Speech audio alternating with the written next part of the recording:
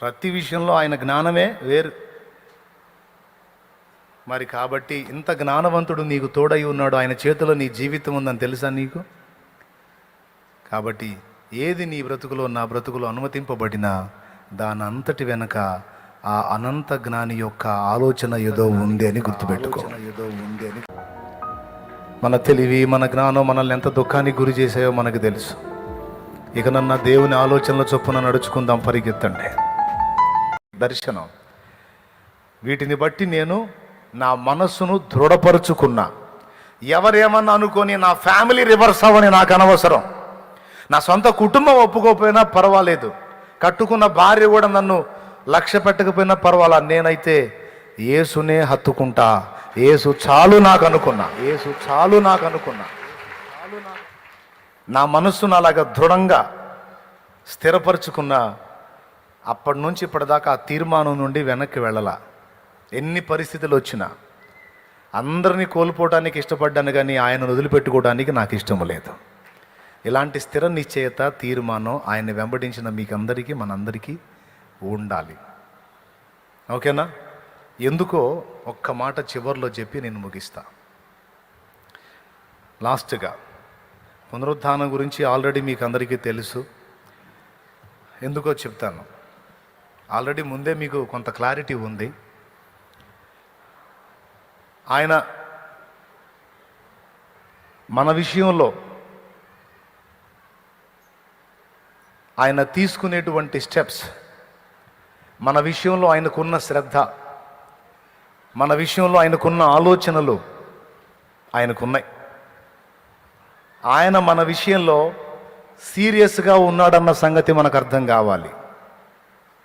మన హృదయంలో ఈ సంగతిని కూడా దృఢంగా నిలుపుకోవాలి. దేవుడు మనల్ని తక్కువగా చూడట్లేదు. ఈ లోకం మొత్తం నిన్ను లెక్క చేయకపోయినా దేవునికి నువ్వు చాలా చాలా సీరియస్. దేవుడు నీ విషయంలో చాలా విలువైన వ్యక్తిగానే నిన్ను ఎంచాడు, కానీ దేవుడు నిన్ను విలువ లేని పాత్రగా ఎంచలేదు. మొన్న ఆ మధ్య చెప్పాను, ఒకడు మరొకడితో అన్నాడు, యేసు ప్రభు నీకోసమే చనిపోయాడు, నీకోసమే చనిపోయాడు, నీకోసమే చనిపోయాడని చెప్తారు. నా ఒక్కడి కోసమేనా? ఇంకా చాలామంది ఉన్నారుగా, కాబట్టి అందరి కొరకు ఆయన చనిపోయాడు అనండి. అంతేకాని ఇదిగో సోదరా నీ కోసమే చనిపోయాడు, ఇదిగో సోదరి నీ కోసమే చనిపోయాడు అని అనొద్దు. నా ఒక్కడి కోసమేనా? నా ఒక్కదాని కోసమేనా? అందరి కొరకు. నిజమే అది. అప్పుడు మన సహోదరుడు ఇచ్చిన సాక్ష్యం ఏంటంటే, నీ కొరకే చనిపోయాడు, నీ కొరకే అని ఏకవచనం ఎందుకు ఉపయోగిస్తున్నావు తెలుసా? అందరి కొరకు అన్నది నిజమే, నీ కొరకు అన్నది కూడా నిజమే. ఎందుకో చెప్తా. ఈ లోకంలో ఉన్న మనుషులందరూ మంచిగా ఉండి, ఏ పాపము లేని పరిశుద్ధులై ఉండి, నువ్వొక్కడివే పాపివై, నువ్వొక్కడివే నశించి నరకానికి పోయే పరిస్థితుల్లో ఉంటే, నీ ఒక్కడి కోసం కూడా యేసు వచ్చి సిలువలో ప్రాణం పెట్టడానికి ఇష్టపడ్డాడు. నీ ఒక్కడి కోసమైనా సరే ఆయన వచ్చి సిలువలో ప్రాణం పెడతాడు. నరకాన్ని తప్పించుకునే అవకాశం ఆ ఒక్కడిది ఏముందిలే అని ఊరుకోడు. ఒక్కడిగా నువ్వు ఉన్నా నీ ఒక్కడి కోసమైనా వచ్చి సిలువలో ప్రాణం పెట్టి నరకం నుండి నిన్ను కాపాడటానికి దారి చూపిస్తాడు. చూపియడని నువ్వు అనగలవా? చూపియడని నువ్వు అనగలవా చెల్లి, తమ్ముడు? అనలేరు. కాబట్టి ఆయన సామూహికంగా ఉన్న మనందరి కోసం మాత్రమే కాదు, వ్యక్తిగతంగా మన ప్రతి ఒక్కరి కొరకు ఆయన సీరియస్గా ఉన్నాడు.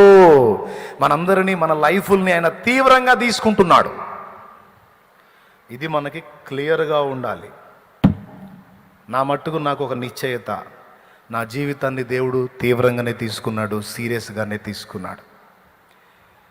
నేను ఆయన్ని ప్రేమించి ఆయన్ని ఏదో వెంబడించానని కాదు, ఆయన నన్ను ప్రేమించి తీవ్రంగా తీసుకున్నాడు. ఆయన ప్రేమిస్తున్నాడు కనుక నేను ఆయన్ని కొంచెం ఏదో 100 ఆయన అయితే ఏదో ₹1 వంతు నా ప్రేమ, అది కూడా చెప్పలేనంతని. ఆయన ప్రేమకు కొలతలు లేవు, మన ప్రేమకు హద్దులు ఉన్నాయి. ఆయన ప్రేమకు హద్దులు లేవు. దేవునికి మహిమ. కాబట్టి నా మనసుకు నేను ఎప్పటికప్పుడు రూఢిగా చెప్పుకునేది అదే. నీ మనసుకు నువ్వు కూడా అదే చెప్పుకో. ఏమనంటే, నా విషయం దేవుడు పట్టింపు లేకుండా లేడు, ఆయన నా లైఫ్ని సీరియస్గానే తీసుకున్నాడు. ఫస్ట్ దీన్ని నమ్మాలి మనం. దేన్ని? నా జీవితాన్ని దేవుడు సీరియస్గానే తీసుకున్నాడు, ఆయన ఏం పట్టింపు లేకుండా లేదు, పట్టించుకున్నాడు అని. రెండవది, నా జీవితం ఆయన చేతుల్లో పెట్టుకున్నాను, నీట ముంచినా పాల ముంచినా నువ్వేనయ్యా అని నేను ఆయన చేతికి నా జీవితాన్ని అప్పగించుకున్నాను. అయితే నా జీవితాన్ని సరైన రీతిలో నడిపించడానికి జ్ఞానము గలవాడని నేను ఆయనను నమ్ముచున్నాను. Praise the lord. ప్రారంభంలో అంతా మన సొంత జ్ఞానం చొప్పున నడిచాం. ఏదో రకరకాలుగా అయిపోయింది మన బతుకు. కుక్కలు చింపిన విస్తరలాగా ఒక వైనం పద్ధతి పాడు లేకుండా ఎటుపోతే అటుపోయినట్టు అయిపోయింది మన బ్రతుకు. కాబట్టి మన జ్ఞానం మనకి సెట్ కాల, మనుషుల జ్ఞానం కూడా మనకు సెట్ కాల. కాబట్టి మన జ్ఞానం వద్దు, మనుషుడి జ్ఞానం వద్దు, కానీ దేవుని జ్ఞానమై ఉన్న క్రీస్తు ఆలోచన చొప్పున నేను నడుచుకుంటా అని ఆయన జ్ఞానమును మనం నమ్మాలి. అర్థమైందా? దేన్ని నమ్మాలి? ఆయన జ్ఞానాన్ని నమ్మాలి. దేవుడు జ్ఞానవంతుడా, జ్ఞానశూన్యుడా? ఒక్కసారి చెప్పండి, మీరు నోరు తెరిచి చెప్పండి. నీ అంత జ్ఞానవంతుడా, నీ కన్నా జ్ఞానవంతుడా? ఆ ముక్క కూడా చెప్పండి. నీ అంత జ్ఞానవంతుడా, నీ కన్నా జ్ఞానవంతుడా? ఎంత మాత్రం ఏంది? ఎంత మాత్రం నీకంటే తెలివి గల్లోడు, నీకంటే జ్ఞానం గల్లోడు ఆయన? కొంచెం కొంచెం కొలతేద్దామా? సాధ్యం కాదు కదా. భూగోళం ఎంత, అందులో ఒక చిన్న రాయి ఎంత, మనం ఆడుకునే గోళీ ఎంత, భూగోళం ఎంత. మన జ్ఞానం ఈ గోళీ ఎంత అయితే, ఆయన జ్ఞానం భూగోళం అంత అని చెప్పడానికి కూడా పరిధి చాలదు. జ్ఞానమే ఆయన. ఎవరు? జ్ఞానమే ఆయన. నేను చెప్తున్నా, మనుషుల జ్ఞానం కంటే, ఏది ఇతరులు మనకు చెప్పిన జ్ఞానం కంటే, మన సొంత జ్ఞానం కంటే కూడా దేవుని జ్ఞానం అపరిమితమైంది. ఇప్పుడు నువ్వు చెప్పు, ఇప్పుడు మళ్ళీ చెప్పు, ఆయన జ్ఞానవంతుడు అని నువ్వు నమ్ముతున్నావా? ఓకే, నీకంటేనా లేకపోతే నీతో సమానంగానా? రైట్. అంత జ్ఞానవంతుడైన వాడు నీ జీవితాన్ని ఆయన చేతుల్లోకి తీసుకున్నాడని నమ్ముతున్నావా? కొంతమంది తమ జీవితాన్ని ఆయన చేతికి అప్పజెప్పారు, కొంతమంది ఇంకా అప్పజెప్పలా. మారు మనసు పొంది బాప్తిస్మం పొంది ప్రభు ఆలోచన చొప్పున జ్ఞానం చొప్పున నడుచుకోవటానికి తమ మనస్సును సిద్ధపరుచుకున్న వారందరూ కూడా ఆయన జ్ఞానము చొప్పున నడవాలని ఆయన జ్ఞానాన్ని నమ్మి అప్పజెప్పుకున్నారు. కొంతమంది ఇంకా పొందలా, మారు మనసు పొందలా, బాప్తీసం పొందలా, పాపక్షమాపణ నిమిత్తం రక్షణ బాప్తీసం పొంది పరిశుద్ధపరచబడలా, దేవుని సన్నిధికి వచ్చి కూడా ఇంకా సొంత జ్ఞానం చొప్పునే నడుచుకోవడానికి ట్రై చేస్తున్నారు కొంతమంది. అంటే వాళ్ళ ఆలోచన ఏంటంటే దేవుడు అంత తెలివైనోడు కాదని. పాపం ఆయనకేం తెలుసు, పాపం సిలువ మీద వేలాడి ఆయన అల్లాడిపోతే పాపం ఆయనకేం తెలిస్తే, పాపం యేసుప్రభు తిక్కలోడు. ఇదేదన్నా మనమే లైన్ చేసుకోవాలి అని కొంతమంది అనుకుంటూ ఉండొచ్చు. అందుకే జీవితాలు అప్పజెప్పినోడు నా జ్ఞానము కాదు, మనుష్య జ్ఞానము కాదు, ఆయన జ్ఞానం గొప్పదని నమ్ముతున్నాను, ఆయన ఆలోచన చొప్పునే నడుస్తా, నీట ముంచనే పాల ముంచనే. ఇక ఆయన తెలివి చొప్పున, ఆయన జ్ఞానం చొప్పున మనం నడుచుకుంటే నువ్వు వేసే ప్రతి అడుగు గ్రాండ్ సక్సెస్. గట్టిగా దేవుని మహిమపరచు. హల్లెలూయా, హల్లెలూయా. ఇప్పటి వరకు దేవుని కృపను బట్టి నేను వేసిన ప్రతి అడుగు కూడా దేవుని ఆలోచన చొప్పుననే అప్పచెప్పుకున్నా. ఎప్పటికప్పుడు ఆయన ఇచ్చిన జ్ఞానం చొప్పున, ఆలోచన చొప్పున వరుసగా అడుగులు వేసుకుంటూ వచ్చా. వేసిన ప్రతి అడుగు విజయపదంలో నడిపించాడు ఆయన. తెలుసా?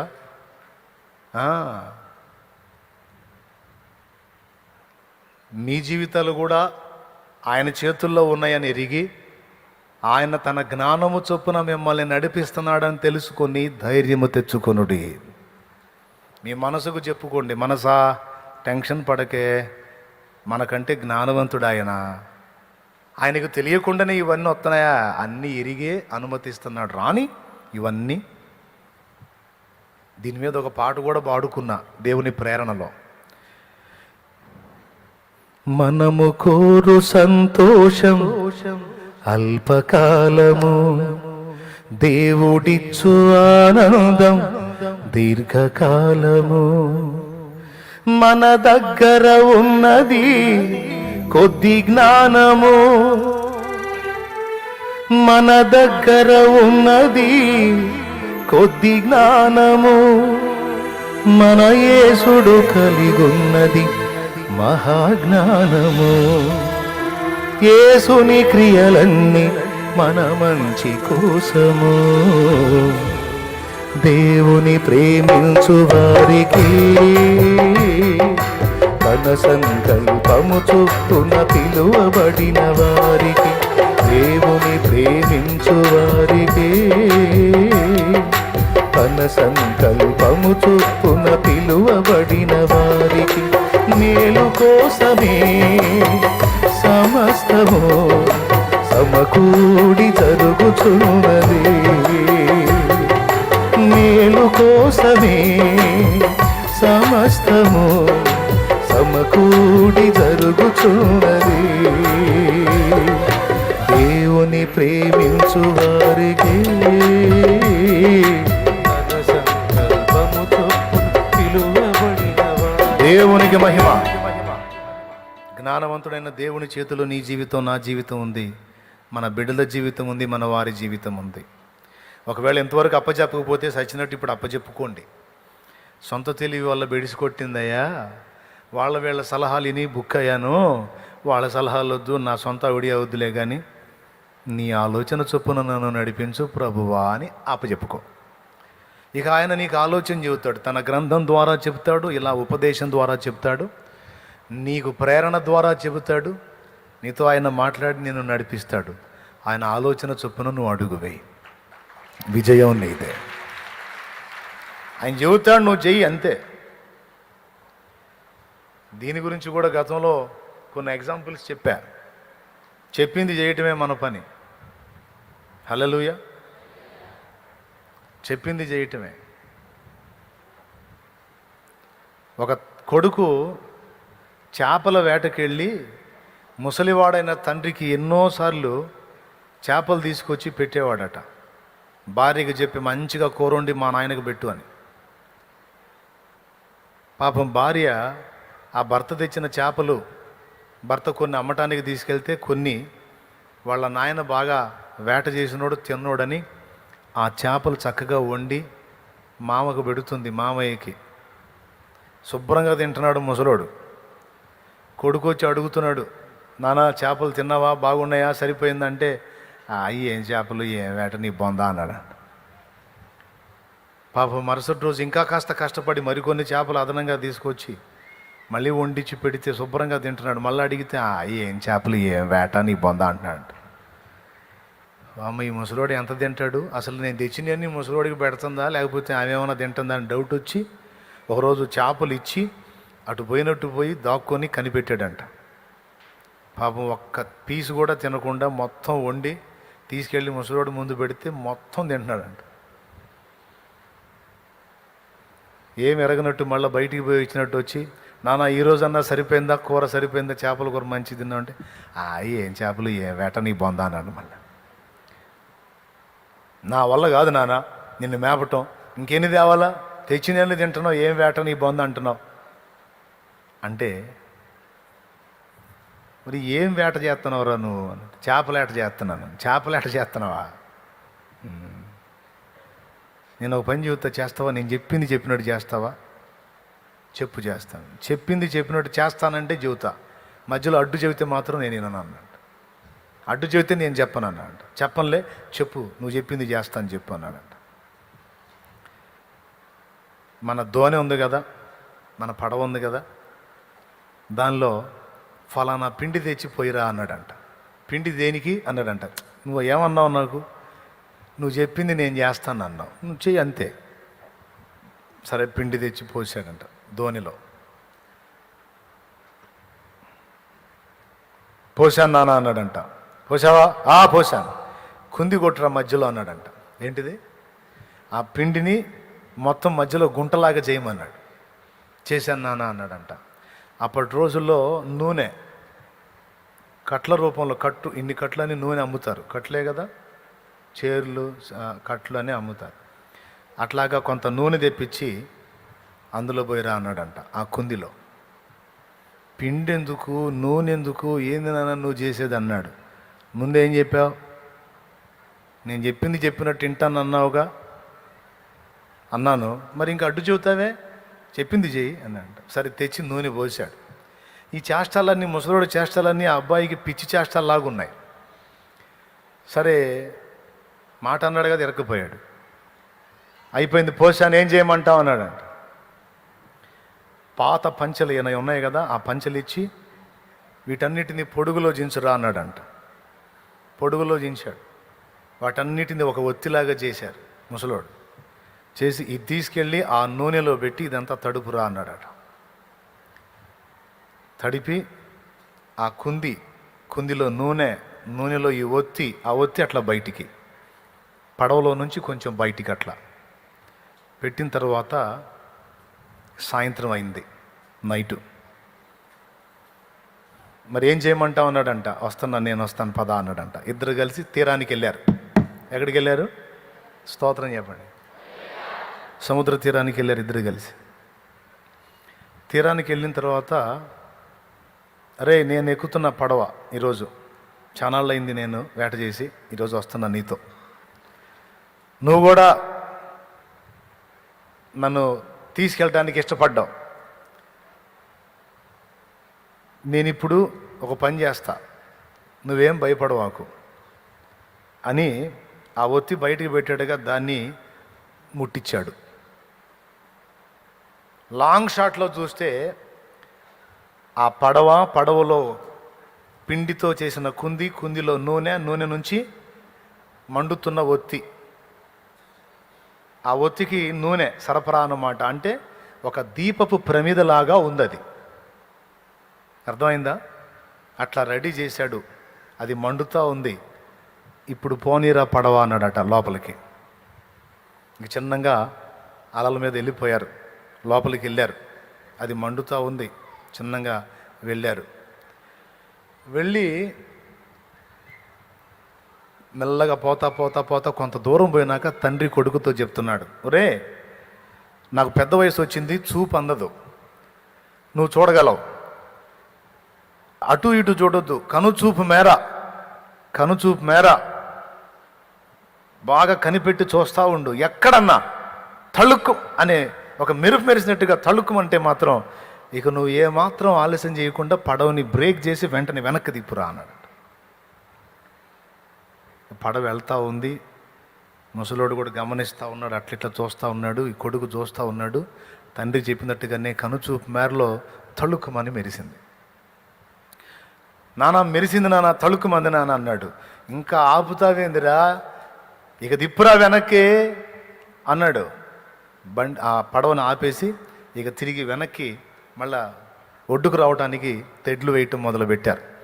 కొడుకు వేయలేకపోతుంటే తండ్రి కూడా తీసుకొని ఆయన కూడా తెడ్డు వేశాడు. కొడుకు తండ్రి ఇద్దరు స్పీడ్గా తెడ్లు వేస్తూ ఉన్నారు.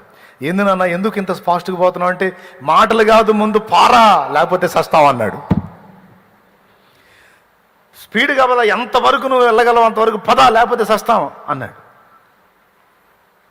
మా అమ్మ ముసలోడు నా ప్రాణానికి పెట్టాడు, నన్ను ఏం చేయాలనుకుంటున్నాడు ఇప్పుడు, ఏం అర్థం కావట్లే కొడుక్కి. ఇక అలాగా వస్తా స్పీడ్గా వచ్చేసి ఒడ్డుకొచ్చి ఆగింది పడవ. వెంటనే కొడుకు చెప్పాడు, ఎగిరి దూకి ముందు పరిగెత్తురా పక్కకు అన్నాడు. ఏం జరిగింది నాన్న అంటానికి కూడా లేదు, సావు బతులే పరిగెత్తారు ఇద్దరు ఒడ్డుకి. అదే ఫోర్స్తో వచ్చింది అమ్మగారు. అతి పెద్ద చేప. విషయం ఏంటంటే, మధ్యరాత్రి వేళ సముద్ర గర్భంలో పెద్ద పెద్ద చేపలు బయటకు వస్తాయి కదా, ఆ వచ్చిన చేపలకి వీళ్ళ పడవ దీపపు ప్రమిదలాగా అదేదో జీవిలాగా కనిపిస్తుంది అంతే. దాన్ని మింగేద్దామని అది ఫోర్స్గా వస్తుంది. ఆ వచ్చేటప్పుడు స్పీడ్గా వీళ్ళు తెడ్లేయటం వల్ల అరే ఆ జీవి వెళ్ళిపోతుందని అది ఆవేశంగా వస్తుంది. వీళ్ళు ఇంకా స్పీడ్ అయితే అరే ఇంత వేగంగా పోతుంది, అది మిస్ అయిపోయిద్దామని ఆ రందిలో ఇది ఫోర్స్గా ఒడ్డుకు వచ్చేసి ఒడ్డుకు ఇసుక టచ్ అయిపోయి నీళ్లుంటే అది దాని ఆటలు సాగుతాయి. వచ్చేటప్పుడు రయ్యమని ఒడ్డుకు వచ్చేసింది కదా, ఫోర్స్గా నీళ్ళు వచ్చినాయి. ఇది ఒడ్డుకు ఇసుక టచ్ అవ్వగానే నీళ్ళు వెనక్కి లాగినాయి, చేప ఆగిపోయింది అక్కడ. అతి పెద్ద చేప. ఇక అది ఎంత ఎగిరినా లేదు, అది ఎగురుతుంటే ఇక కనుచు మేర పరారు వీళ్ళు. అక్కడే ఆగిపోయింది. అప్పుడు చిన్నగా కొడుకు దగ్గరికి పోయాడు, ఎరా ఇప్పుడు తినరా ఎంత తింటావో అన్నాడు. నువ్వే కాదు మన వాళ్ళకో చెప్పుకో, రమ్మను మన వాళ్ళందరినీ వచ్చి తలా కొంచెం తీసుకెళ్ళను. అతి పెద్ద చేప పడింది, వచ్చేసింది ఒడ్డుకి. తినరా ఎంత తింటావో, వేట చేస్తున్నావు వేట అన్నాడు. వీడికి ఏం అర్థం కావట్లేదు కొడుక్కి, అమ్మ ముసలోడా ఇంతవరకు విషయం చెప్పకుండా ఎంత పని చేసావు అని పరిగెత్తుకుంటూ వాళ్ళందరూ చెప్పి చూస్తే పెద్ద చేప. అది కూడా వాళ్ళు తినదగ్గదే. ఒక మనుషుడికే ఇంత తెలివి ఇంత జ్ఞానం ఉంటే ఎట్లాంటి మనుషుల్ని కోట్లాది మందిని సృష్టించిన ఆయనకి ఎంత జ్ఞానం ఉండాలి, ఆయన ఎంత మేధావై ఉండాలి. అందుకే ప్రభువు గొప్పవాడును, అధిక శక్తి సంపన్నుడు. ప్రభువు గొప్పవాడును, అధిక శక్తి సంపన్నుడు.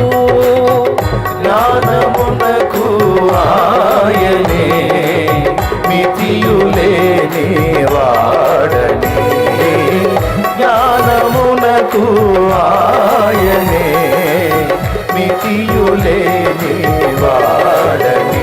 దేవునికి స్తోత్రము గానము చేయుటయే మంచిది, మనమందరము స్తుతి గానము చేయుటయే మంచిది. దేవునికి మహిమ. ఐగుప్తు రాజుని గడగడలాడించాలంటే ఎంత పెద్ద ఆయుధాలు తీసుకెళ్ళినా వాళ్ళు లెక్క చేయడు. చిన్న గొర్రెలను దోలే చేతి కర్రను తీసుకెళ్ళి ఆ చేతి కర్రతో వాడి దిమ్మ తిరిగే కార్యాలు చేసి ఇశ్రాయేలు జనాంగం మొత్తాన్ని బయటికి తెప్పించాడు ప్రభువు. మోషే చేతిలో ఏముంది, ఏమన్నా మందుగుండు సామాగ్రి తీసుకెళ్ళాడా? బయలుదేరేటప్పుడు దేవుడు అడిగాడు, నీ చేతిలో ఏముంది అన్నాడు. గొర్రెల దోలే కర్ర ప్రభువా అన్నాడు. చాలు పో, దాంతోనే తెప్పిస్తాను. ఏంది ప్రభువా, వాడు రాజు నాయనా, ఈ కర్ర తీసుకెళ్ళి వాడేం కుక్క 2 దెబ్బలు కొట్టి రావటానికి మా వాళ్ళని బయటికి తేవటానికి పో, అది చాలు పో. ఆ కొంచెమే, ఆ చిన్న కర్రే, దాన్ని ఉపయోగించి రాజుల్ని గడగడలాడించి సైన్యాన్ని నేట ముంచి మొత్తాన్ని తన ప్రజల్ని బయటికి తెచ్చాడు. గాడిద దవడ ఎముక, శాంసన్ నీ చేతిలో ఏముంది? గాడిద దవడ ఎముక ప్రభువా, చాలు పో. దాంతో కొడితే 1000 మంది 2 కుప్పలు అయిపోయారు. దావీదు నీ చేతిలో ఏముంది? పిట్టల్ని తోలే ఒడిశలా, చాలు పో. నేను జ్ఞానవంతుడను నాయన. ఇప్పుడు వేరే ఆయుధాలు ఏవి పనిచేయవు వాడికి. నువ్వు ఈట తీసుకున్నావు అనుకో, వాడు డాల్ తీసుకొని అడ్డం పెడతాడు. నువ్వు కత్తి తీసుకున్నావు అనుకో, వాడు నిలువెల్లా కవచాలే, వాడు కత్తి అడ్డం పెడతాడు, కవచాలు కూడా ధరించుకున్నాడు. నువ్వు బాణం కొట్టడానికి బాణం తీసుకున్నావు అనుకో, వాడు డాల్ తీసుకుంటాడు. కాబట్టి అయ్యి తీసుకోవాకు, అప్పుడు వాడు కూడా డాల్ తీసుకోడు. దేవునికి స్తోత్రం. వాడు చూడు నిద్రమోహం గొల్లియాత్. యుద్ధం చేసేవాడి దగ్గర డాల్ ఉండొద్దు, ఈ డాలు మోసేవాడు ఇంకొకడు. వాడిని ఎత్తిన డాలు పెట్టాడు, వాడేమో డాలు మోసుకుంటూ తిరుగుతున్నాడు. వీడేమో చివరికి ఏం జరిగింది? దావీదు చేతిలో కత్తులు, కటార్లు, ఈటెలు, బాణాలు, బరిసెలు ఏం చూడలా. వాడేమనుకున్నాడు, ఇక డాల్తో పని లేదు, నువ్వు ఆడుండ్రా, వీడెవడో కర్ర తీసుకొని వస్తున్నాడు, వీడి పని చేసేస్తాను అనుకున్నాడు. ఆ ఒడిశాల్లో రాయి పెట్టి గిరగిర దీపి కొడితే కరెక్ట్గా నుదుటన్న జోచింది. 11-12 అడుగులు పొడుగున్నాడు, బోర్ల పడ్డాడు. అయిపోయింది దావీదే విజయం. సౌలేమన్నాడు చూడండి, మనుష్య జ్ఞానం ఏం చెప్పింది. సౌలు కవచాలు ధరించుకో, కత్తి తీసుకో, ఈట తీసుకో, అది తీసుకో, ఇది తీసుకో. ఏమొద్దు సార్. దేవుడు ఏం చెప్పాడు? ఏమొద్దు లేపు, నీ దగ్గర ఉన్నదే చాలుపో. ఒకవేళ అవేవి తీసుకొని పోయినా గొల్యాత్ జాగ్రత్త పడేవాడు. ఇది ఎవరి జ్ఞానం? ఒడిశాలే తీసుకొని పోన్నది దేవుని జ్ఞానం. ఇది తీసుకొని పోవటం వల్ల వాడు ఏమరపాటుగా ఉన్నాడు. వాడు ఏమరపాటే దావీదు విజయానికి కారణం. దేవుని సహాయం, దేవునికి స్తోత్రం కలుగును గాక. కాబట్టి ప్రియులారా, ఇట్లా ప్రతి విషయంలో ఆయన జ్ఞానమే వేరు. మరి కాబట్టి ఇంత జ్ఞానవంతుడు నీకు తోడై ఉన్నాడు, ఆయన చేతిలో నీ జీవితం ఉందని తెలుసా నీకు? కాబట్టి ఏది నీ బ్రతుకులో నా బ్రతుకులో అనుమతింపబడినా దాని అంతటి వెనక ఆ అనంత జ్ఞాని యొక్క ఆలోచన ఏదో ఉంది అని గుర్తుపెట్టుకో. ఇంకసాలే ఈ పూటకి ఇంకందరూ పైకి లేచి నిలబడండి. ఓ భక్తుడు పాడాడు, అనంత జ్ఞాని విశ్వానికి యజమాని, నా జీవిత చుక్కాని, నా హృదయపు అభిమాని, నీవే అనంత జ్ఞాని విశ్వానికి యజమాని, నా జీవిత చుక్కాని, నా హృదయపు అభిమాని, నీవే నీవే. అనంత జ్ఞాని అయిన వాడి చేతుల్లో నీ నా జీవితాలు ఉన్నాయి. జరుగుతున్న సమస్తము ఆయన తన జ్ఞానము చొప్పున జరిగించున్నట్లు నీ మనస్సు, పూర్ణ మనస్సు ఆయన మీద ఆనుకునేటట్టు సిద్ధపరచుకో. అంతేకాదు నీ జీవితాన్ని ఆయన చేతుల్లో పెట్టేసాయి. ఇప్పటికే లేట్ చేశావు, ఇప్పటికే ఆలస్యం చేశావు. ఇకనన్నా మారు మనసు పొంది, అయ్యా నా జీవితాన్ని బాగు చేయయ్యా. ఇంకా ఎవరైనా ఇక్కడ ఉన్న వాళ్ళలో ఇంకా బాప్తిస్మం పొంది ప్రభు చేతికి తమ జీవితాన్ని అప్పగించని వాళ్ళు ఎవరైనా ఉన్నారా? అన్నా నేను ఇంకా పొందలేదన్న రక్షణ అంటే చెయ్యెత్తి చూపించు. నేను ఇంకా బాప్తిస్మం పొందలేదన్నా అంటే చెయ్యెత్తి చూపించు. దేవునికి మహిమ. ఈ పునరుద్ధాన దినపు వేళ నేను ఇక నా జీవితాన్ని నా ప్రభు చేతికి అప్పగించాలనుకుంటున్నాను. నేను నా మనస్సుని ఆయన ఆలోచనల చొప్పున నడుచుకోవటానికి సిద్ధపరచుకుంటున్నాను. ఇదిగో మారు మనసు పొంది ఉన్నాను, నాకు యేసు కావాలి, ఆయన రక్తములో నేను కడగబడాలి అనుకున్నోళ్ళు మీలో ఎవరైనా ఉంటే ముందుకు వచ్చేసేయండి. ఈరోజే నేను మీకు రక్షణ బాప్తిస్మం ఇచ్చి ఆ అనుభవంలోనికి నడిపిస్తాను. త్వరగా వచ్చేసేయండి, ఆలస్యం చేయొద్దు. స్త్రీలైనా పురుషులైనా ఎవరైనా సరే మీ జీవితాన్ని దేవుని చేతికి అప్పగించి ఆయన రక్తములో ప్రతి పాపమును కడిగేసుకొని ఒక నూతన జన్మ అనుభవంలోకి రావాలనుకుంటే ఇదే సమయం, పరిగెత్తు.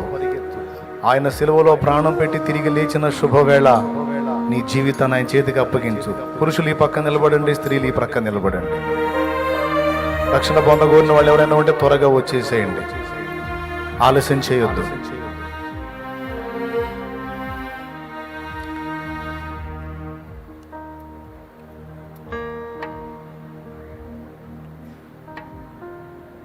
జ్ఞానవంతుడైన దేవుని చేతికి జీవితాన్ని ఇవ్వకుండా వేదనను, దుఃఖాన్ని, కన్నీటిని, శాపాన్ని అనుభవిస్తున్న స్థితిలో ఉన్నవారు ఆ జీవితానికి ముగింపు చెప్పండి.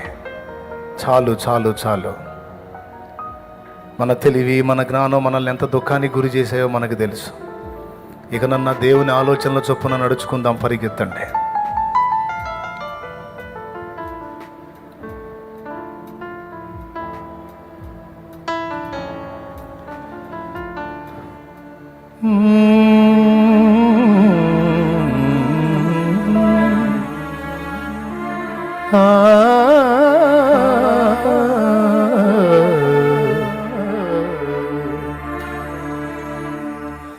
విస్తారదనము నాకివ్వగా నీవు నిరుపేదవైనావుగా. పరలోక గగనాన భువనాల నేలేటి రారాజు నీవేగా. విస్తారదనమును నాకివ్వగా నీవు నిరుపేదవైనావుగా. విస్తారదనమును నాకివ్వగా నీవు నిరుపేదవైనావుగా. పరలోక గగనాన భువనాల నేలేటి రారాజు నీవేగా. రారాజు నీవేగా. రారాజు నీవేగా. ఏమివ్వగలనయ్యా నీ ప్రేమకు, ఏమివ్వగలనయ్యా నిరుపేదను, ఏమివ్వగలనయ్యా నీ ప్రేమకు, ఏమివ్వగలనయ్యా నిరుపేదను. నా కొరకు చేసిన త్యాగానికి, నా కొరకు చిందిన బయట మందిరంలో ఉన్నవాళ్ళు కానీ ఎవరైనా సరే ఎక్కడున్నా సరే పరిగెత్తండి, లేదు టైం లేదు. త్యాగానికి, నా కొరకు చిందిన రక్తానికి, ఏమివ్వగలనయ్యా నీ ప్రేమకు, ఏమివ్వగలనయ్యా నిరుపేదను, ఏమివ్వగలనయ్యా నీ ప్రేమకు, ఏమివ్వగలనయ్యా నిరుపేదను. నా పాపముల కొరకు, నా శాపముల కొరకు బలి అయిన నా యేసయ్యా. నా పాపముల కొరకు, నా శాపముల కొరకు బలి అయిన నా యేసయ్యా. ఇలలోన విలువైన ఘనమైన నీ ప్రేమ ప్రకటింతును నేనయ్యా. ఇలలోన విలువైన ఘనమైన నీ ప్రేమ ప్రకటింతును నేనయ్యా. ప్రకటింతును నేనయ్యా. ప్రకటించేద యేసయ్యా. ఏమివ్వగలనయ్యా నీ ప్రేమకు, ఏమివ్వగలనయ్యా నిరుపేదను, ఏమివ్వగలనయ్యా నీ ప్రేమకు, ఏమివ్వగలనయ్యా నిరుపేదను. నా కొరకు చేసిన త్యాగానికి, నా కొరకు చిందిన రక్తానికి, నా కొరకు చేసిన త్యాగానికి, నా కొరకు చిందిన రక్తానికి, ఏమివ్వగలనయ్యా నీ ప్రేమకు, ఏమివ్వగలనయ్యా నిరుపేదను, నిరుపేదను.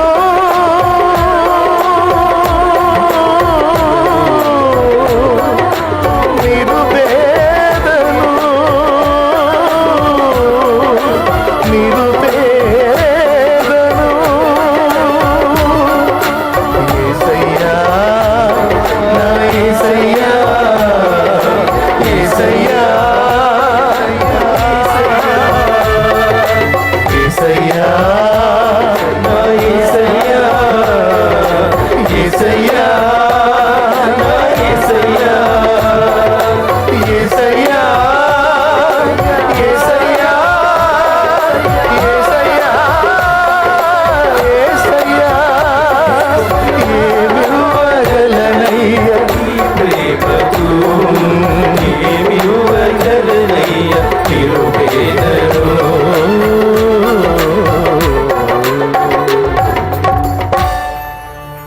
హల్లెలూయా, హల్లెలూయా, హల్లెలూయా.